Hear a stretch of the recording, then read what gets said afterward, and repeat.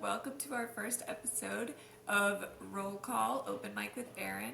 Today we have Laura as our guest, and she's also a quadriplegic, and she works with me on the 10% app. Hi. So today we're going to have Laura tell a story which I've already kind of heard parts of from when she first got hurt, right? Yeah. So I just thought this was going to be a really interesting story because it's in a different country, and I feel like you don't understand how like scary these situations are until you hear like firsthand about it. Yeah, totally. And that's no one ever thinks about getting hurt on vacation. You just think everything's going to be amazing and you're fine. Maybe you'll get a sunburn. Exactly. But we unfortunately, we were on vacation in Spain. We were having a great time. We'd gotten engaged 2 days before and we were on a beautiful hike and then we were in a car accident. And so I ended up in a hospital in the south of Spain. The south of Spain is a lot more rural than northern Spain, where you have, Madrid and Barcelona and all that. So in the south of Spain, the hospitals are not as well equipped and well trained, and they're definitely not used to handling spinal cord injuries. Yeah.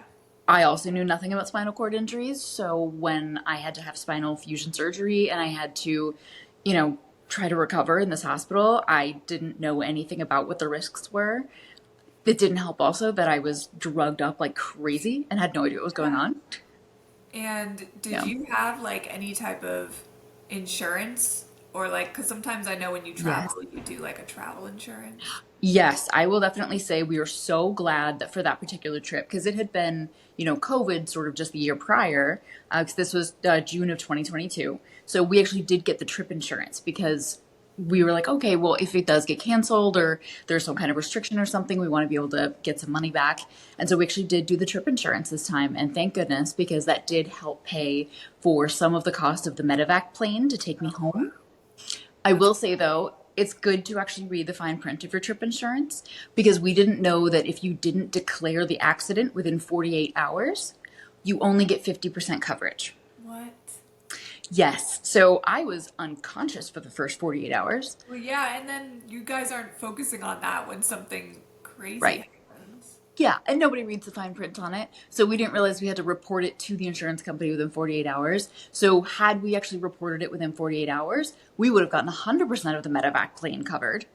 And medevac planes are, by the way, for us at least, to go from Spain back to the east coast of the U.S. Yeah. was $90,000. Oh my God. Yeah, That's horrible. yeah, it's the kind of stuff that you suddenly have to think about is just astronomical in that moment, and so much is going on, so it gets really scary really fast. Yeah, and you can't, like, you're not even thinking about prices of stuff at that point. You're just trying to survive.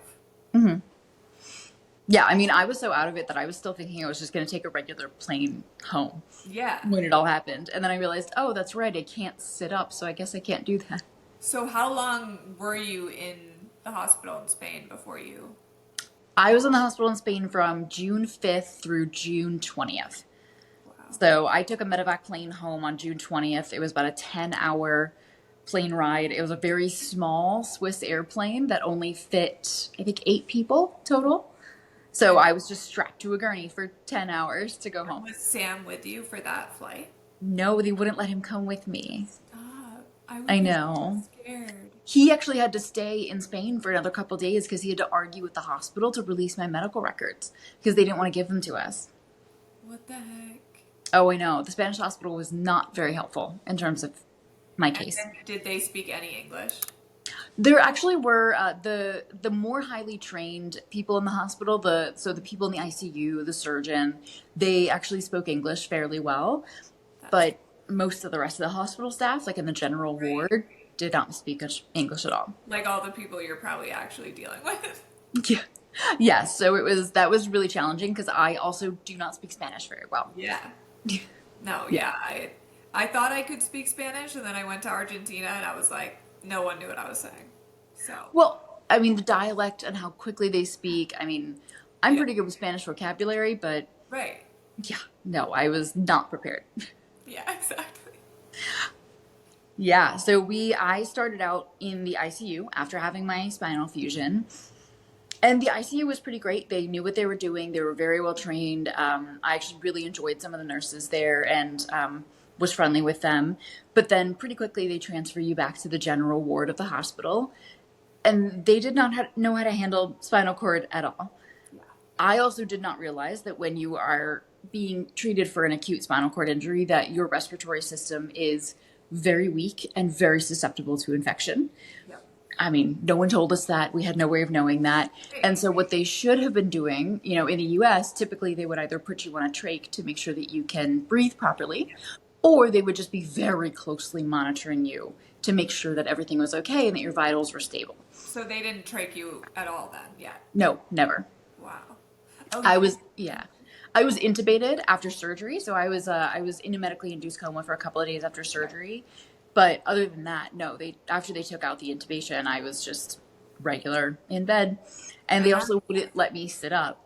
So I was at a 15-degree angle, which is also not great for accumulating fluid in your lungs. yeah. And they put me back in the general ward, where there was no fresh air, there was no circulation. All of the so there, yeah, there was no kind of AC or circulation in the air vents. The air was just very stale and very humid. Yep. The windows were all painted shut. So honestly, I don't know if I had bacteria. Yeah, I don't know if it was bacteria or if it Yeah. was fungus, but I started coming down with pneumonia right away. And I did not know that pneumonia was a risk. I didn't know how pneumonia felt, Yeah. but you sort of very quickly start feeling like you're drowning in your own lungs. Yeah. And we Yeah. can't cough as quadriplegics either. No. So I wasn't able to cough very well. I wasn't able to clear my throat well. So I would have what felt like a minute or so of gurgling and feeling like I was sort of choking to death. And I would not be able to get a breath of air. And then I finally would be able to sort of clear my throat and breathe. And I would start shouting for the nurses because I was sharing a room with an elderly woman with a brain tumor who did not understand what I was saying. I didn't And know that. so, yeah, and so she couldn't really help or anything because she didn't understand English and she didn't understand what was going on. And the nurses had taken away my call button because my arms were very weak and I was not able to use my hands. So they said, well, you can't press the button anyway, so you don't need this. I mean, they should have never even taken you out of ICU. No, honestly, they shouldn't have. Yeah. But they basically just said, I mean, and I was at least able to sort of mash my hand against the call button, so I would have at least been able Yeah. to do that.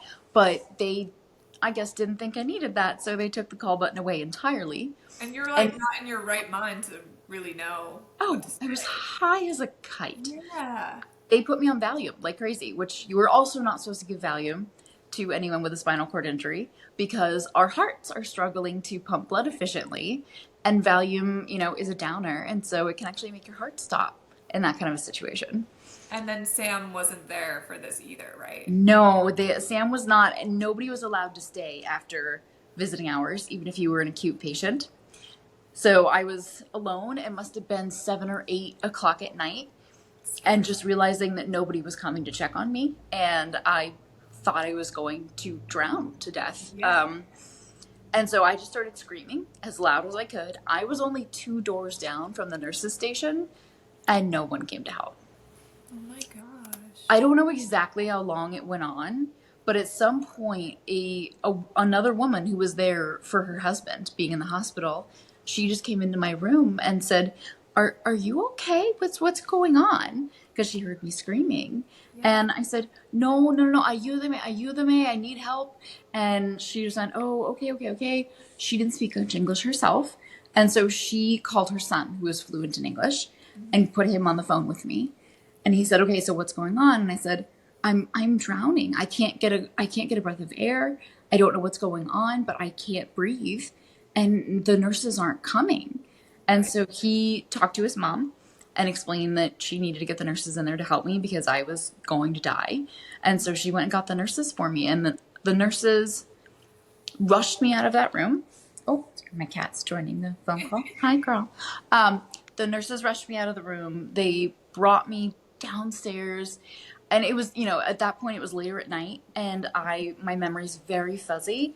Yeah. But they put me in this full face mask, which after research later on, I was able to find out is basically a very intense version of a CPAP mask Oh, that causes sort of forced oxygen in yeah. and out, and you have to work very hard to breathe through that mask. It feels as if you're honestly being suffocated, and you have to work very hard to suck air into your lungs and breathe it back That out. even help? I don't think that it was the right course of action. I Yeah. did do some research afterward to try to understand why they did that with me. And what I found out is that typically is the kind of thing you use further along in the stages of pneumonia. Okay. In the US, they typically would have attacked it with medicine, Yeah. and with different types of things. They did give me a nebulizer here and there, but it didn't seem to be very effective, and they didn't give me Yeah. any other types of medicine. So I don't know exactly what their plan of treatment Yeah. was That's there, and they also weren't explaining things to me, so I wasn't sure what was happening. true. They just told me I had to wear the mask and that it's what would help me, but I was having such a hard time breathing with it, and I was so scared because it makes you feel very claustrophobic. Oh, yeah. I would hate that. Yeah. So I did, after a while, try to take it off. But you remember how weak you feel Yes. after your injury, and I so this was couldn't even only a like few touch days into my my injury. face. Yeah. Yeah, so I did try to kind of rip it off my face, and they stopped me and said, "No, you have to keep it on." And so I did. I kept it on, and it felt like forever that I was in that mask. Yeah. And after a while, I finally just decided I couldn't take it anymore because I couldn't even sleep. I was trying so hard to breathe. So I did try to rip it off my face again, and they physically fought me and like forced it back onto my face.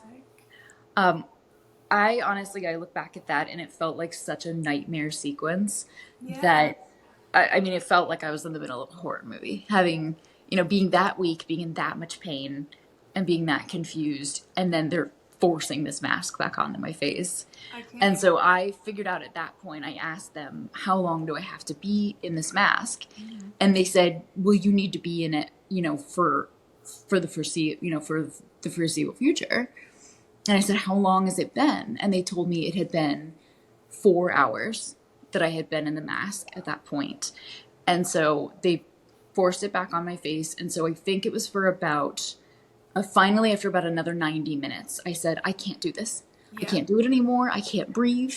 I really can't handle this. And so they finally said, okay, we're going to transfer you back to the ICU. And it was 5:30 in the morning at that point. So I had been in the mask for 5 or 6 hours, maybe. And they transferred me back up to the ICU. And I said, "Well, you have to tell my sister and my fiance where I am, Yeah. because they're expecting me to be back in my room in the hospital." And they were not telling me anything about, what had been told to my family or where I was. And so I said, "Okay, my family's going to be really scared if they come and they can't find me, and because they're coming at breakfast time." Right. And so I was realizing how scared they were going to be when they got there. And they were. They did come to the hospital and they realized I had been moved. And no one knew where I had been moved to. What the heck? There was no sort of, And I it's don't know. There was, you yeah, probably didn't have your phone or anything. Well, you can't use it no, anyway at that point. So. no. Yeah, I had no phone. I had no Yeah. way of communicating. And yeah, they just moved me and they weren't very great at communicating between departments as to where you were moved. So I think my sister and my fiance could not find me until that afternoon. And you Yeah. were probably just in the room, like, waiting for them. Yeah, they had me on a lot of Valium because basically any time that I started to get upset and I started to sort of fight back and say, no, I don't like this, Yeah. I don't want the mask, or please tell me what's going on, please tell me what's happening, I'm really confused. Mm. Every time I got agitated, they would just give me more Valium. So dangerous. Uh-huh. And then you can't advocate for yourself at all. Because Oh you're my like, God. I don't know. Have you been on Valium before? yeah, yeah. Okay. I didn't know what was real and what wasn't. I was going in and out of these very elaborate dreams that were very confusing. Oh, you're like Wait, hallucinating. yeah. Oh yeah, and I would wake up and just be like, "Oh wait, is this what's real? Or is this the dream?" I mean, there were a lot of times in those early days where I wasn't Yeah. even sure if me being in the hospital was real, Yeah. or if I was imagining that, or if that was a Yeah. dream. So I was very confused about what was happening. And when they finally came and found me, I remember my sister came into the ICU. They also were not allowed to visit me all together. So I was only allowed one visitor at a time for 30 minutes in the morning and 30 minutes in the afternoon. That's awful. Yes. So for the rest of the day, I was alone and I had no TV. I had no reading materials. I I'm had no sorry, one in the room with me. So I was just alone in the silence in my room. Laura. I'm gonna cry. Yeah, it was a lot because when you're so confused and you're on so many drugs and you just don't know what's going on. I mean, and even when I don't know if it was like this for you, but even when you're on the drugs, they might make your brain very confused and they might Mhm. allow you to sleep, but they really don't control the pain. Yeah, no. Yeah, the pain is still there. Yeah, you're in so. Yeah, so you're high and you're confused and maybe you can get some sleep, Mhm. but the moment you wake up, the pain is still there. Yeah, And that is terrifying because you're still confused. You don't know what's happening. Um, and I yeah. can't imagine it was safe for them to be forcing a mask on my face so close after surgery. I feel like they wouldn't have done that here. I feel like they would have like put you like trached you and put you on the vent. Honestly, I probably should have been trached or I probably should have been in a medically induced coma for a while. Yeah. Mm. I But wonder they why just don't do that there. they didn't trach you there. As far as I was able to tell, the type of treatment that they prefer in Spain, it is socialized healthcare. It is a completely different type of system. They tend to go on the side of treating you very passively. So they only did the surgery from the front side of my neck here. They only did the anterior fusion, and then they don't actually do the posterior fusion where they install the hardware and actually fuse your vertebrae. So they don't do that. So they replaced the disc between my C6 and C7, and they made sure everything was aligned from the front, but they didn't do anything from the back, and they didn't do any actual hardware. And Wow. I guess in Spain they say you have a 50-50 shot of healing properly, and we're just going to go with that. So when I got back to the States, the doctor said, okay, you have a choice. If you want to stay with that treatment plan and hope everything goes well, we won't know for about 3 or 4 months whether that heals properly or not. Right. And then we could fix it at that point. But then you'd be starting all the way back at, you know, Yeah. square one and restarting all of your progress in therapy. That's So I horrible. said, no, I don't want to work my butt off in therapy for 3 or 4 months and then have to start all over. And I also don't want my neck to be unstable and potentially, be injured again later in life. So, okay, we'll do the surgery, on the back end once I got back to the States. But yeah, in Spain, they really go more on the side of less treatment than more. And so they also, they kept me very flat. They didn't sit me up. They didn't have me move around a lot. They didn't have me do a lot of physical therapy or anything like that. They did have a physical therapist come in and do range of motion stuff on my legs and move my arms, but aside from that there really wasn't much intervention. It was just keeping me very flat and very quiet. That's so weird, honestly. And in the States they want to get you up as soon as possible. They Yeah, want to get you yeah. sitting up, they want to get your muscles moving, they want to Almost get your as soon as body you're remembering what it should be doing. yeah. um, yeah, and in Spain I guess they just don't do that. So we really have no idea how different my recovery may have been Yeah. if I had not been in Spain at the time. Because had I actually been able to get up and move and, get my body moving the way it should have been, I have been told by, PTs and OTs, even when I was first in rehab, that actually can aid recovery a lot. So I may have done a lot better had I been That's here. frustrating. And you probably wouldn't have gotten pneumonia. Like, Yeah, I don't think I would have gotten pneumonia here. I mean, it's possible, of yeah. course, but at the very least, had I gotten pneumonia, I think I would have been treated a lot quicker, and Yeah. I think I may have been treated a lot more efficiently because they really just all they did for the pneumonia after that horrible mask was they just had a cannula and they just gave me forced oxygen just 24 hours a day. I was not allowed to take it out. And it was very uncomfortable, and I really didn't like the forced oxygen. Yeah. And so I really wanted to take it out very badly, or at least take a break every now and again. I was not allowed to. It was fastened very tightly to my I'm face. surprised they didn't do like an MIE face mask. Like when I got my trach out, I had to do a face mask, like a cough assist, basically. Oh, okay. Get like stuff out of your chest. I'm surprised Yeah, they that didn't was give never done. I actually was never even taught how to do an assisted cough. you. Really? Yeah, I've never been taught that. I have no idea how to do that. So when did you, like, when you flew back to the US, did you still have hmm pneumonia? So I did start getting better from the pneumonia. I was back in the ICU for 9 or 10 more days after that happened. And then, I still, of course, had like a spinal tap in. I still had all those things. And so they did actually transfer me back again into the general ward of the hospital. And I was terrified to be back there. Yeah. When they put me back in there, I was so scared. And I really do think it was due to the lack of cleanliness in the hospital Yeah. that within 6 hours, I started developing symptoms of pneumonia again. What the heck? I started coughing, I started feeling the fluid in my lungs, and I was so scared. I remember crying to my fiance, Sam, and just saying, okay, you have to bring me Claritin. You have to bring me Advil. We Yeah. just need to get me out of this hospital. We need to get me back to the Yeah. States. Because if you don't look healthy enough to fly, they will come and assess you, and your money cannot be refunded, and then you won't be able to fly. So you're like, I just need to fake that I'm doing great so I can Yeah. go. And the Claritin really did help. I took a Claritin D, a 24-hour one, and I had Sam smuggle them into me every morning and take them secretly because Smart. they wouldn't let me take pills. And I managed to get through, and I managed to get on the plane and go home.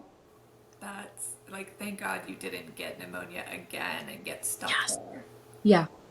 That would be my fear. Like, I remember when I was in the ICU, like, they sent me to rehab so early, but my hmm nurse was like, if we don't get you out of here, like, you're gonna get pneumonia, Yeah. you're gonna get something just laying in here. Yeah, your immune system is just so low. Yep. And so, yeah, transferring me back into the regular medical ward was probably not the right way to go.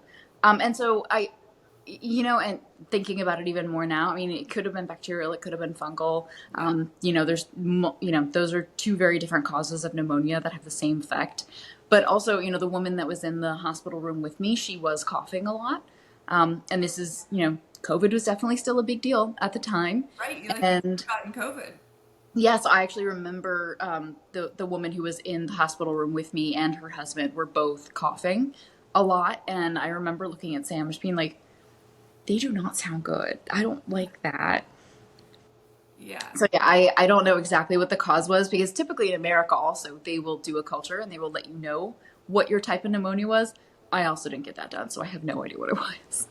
That's frustrating. And it's like, hmm I just, Yeah, I mean, when we first got the medical records from the hospital, of course they're all in Spanish, so I have a hard time reading them.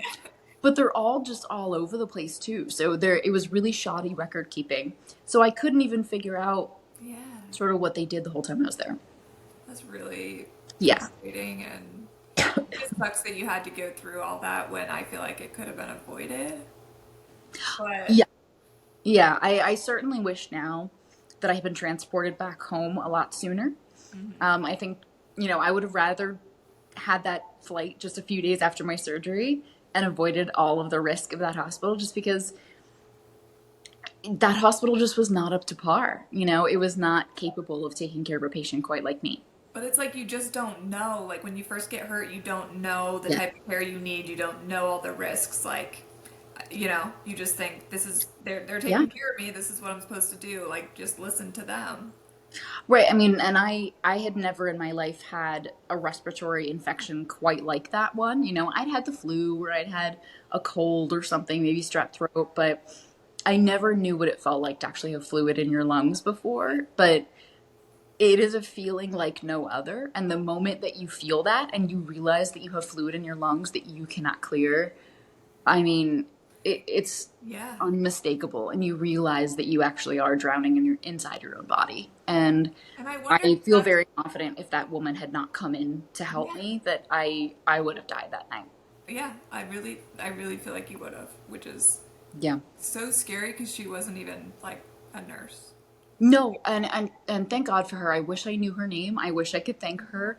She was just there taking care of her husband, who was also, in and out of the ICU himself, and so she thankfully came in to help me, but she was very sweet. And I remember she like patted my hand and she was very comforting and everything. And her son on the phone was very nice. And I mean, the idea that I had to be saved by Yeah. a, just a strange civilian woman And rather than his the son, nurses like by who go talking down. to him on the phone, like, Yeah. yeah, I can't imagine. I hate that you had to go through that. And I wonder if, like, it makes me wonder if, do they put us on the trach and on the vent because we're pneumonia risk? Because I had a lot of fluid they had to get out of Hmm. my lungs. That's why they said they put me on the vent. But Right. I mean, and that must be the case because yeah, I didn't have fluid when they first transferred me back to the general ward. I didn't have fluid in my lungs. I was able to speak. I was able to talk. I didn't have any problems. It really wasn't until, later in the day. So I'd only been back on the general ward for a day. And, you know, Sam had come to visit me at around 6 o'clock or so. He left, and then I had dinner, and they had to feed me dinner, which in Spain, they like to feed you a lot of salted cod, which is not fantastic in a hospital. yeah, Yes, so they did feed me dinner, and then it was not long after that I started having a lot of fluid in my lungs, and then just nobody was around. So I still am not sure exactly how long I was screaming for help. It felt like maybe half an hour that I was screaming yeah. for help before somebody came. I bet it was a long time. Yeah, I mean, you know what? Honestly, it could have been 5 minutes. It could have been 30 minutes. I don't know. I was so high, And but and you couldn't breathe, so it's gonna feel longer. yes, everything feels like it takes forever, but it is crazy to look back on, and it honestly feels like it happened to somebody else. It feels Yeah. like it was an out of body experience for me, Yeah. and like it was some kind of a strange horror movie that I was starring in. Yeah, no, that makes sense because I felt like that and I didn't, you know, your situation was Yeah. way scarier. And like I hated being alone at all, so I just can't I can't wrap my head around Hmm. how long you were alone. Like Yeah, and when you're with a bunch of healthcare providers who don't speak your language, and not only did they not speak my language, but I always felt like they were very frustrated with me that I didn't speak Spanish and that I wasn't able to yeah, communicate with them. And so they seemed quite annoyed with me a lot. And so that was also just very frustrating that well, I yeah, was, yeah, and it's scarier because you're like, okay, yeah. now they're annoyed with me and now they don't want to listen to me, you know. Yeah. And not being able to have your family come to see you for very long.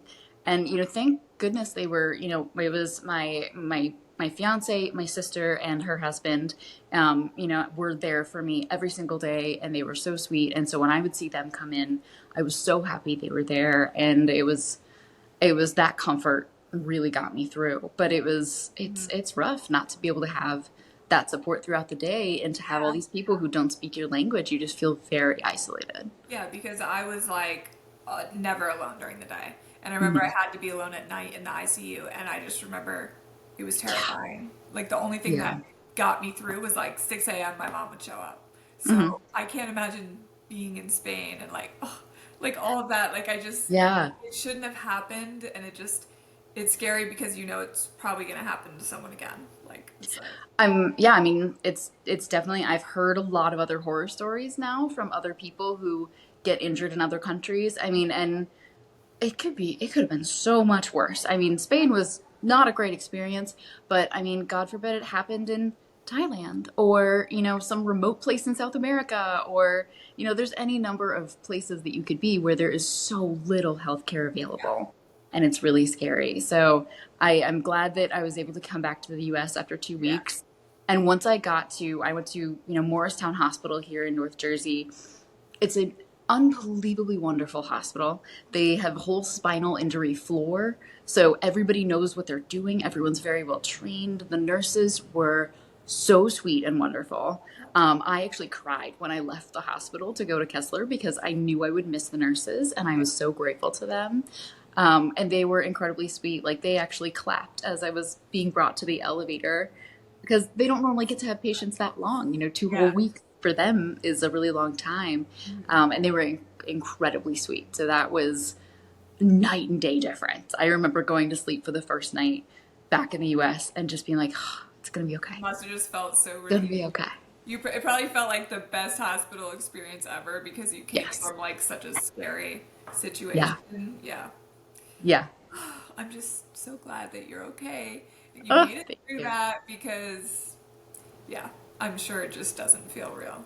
Like it. It doesn't. It's such a surreal, strange thing to have happen that you almost look back at it and you're just like, oh my gosh, that's right. That was me. That happened, and Yeah. that was only a couple of years ago.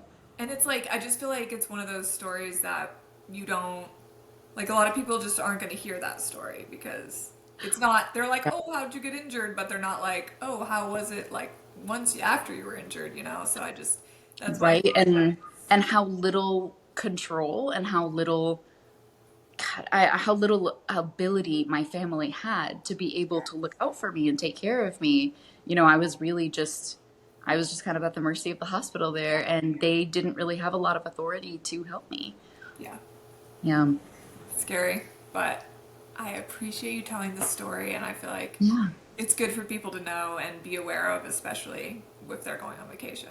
You never, Yeah, I they're not. think it's good for people to know that, when you or somebody you love gets injured, Mhm. it is okay for you to question what's happening. It's Yeah, okay for you, like, you should look up online what you should be looking for, what to expect.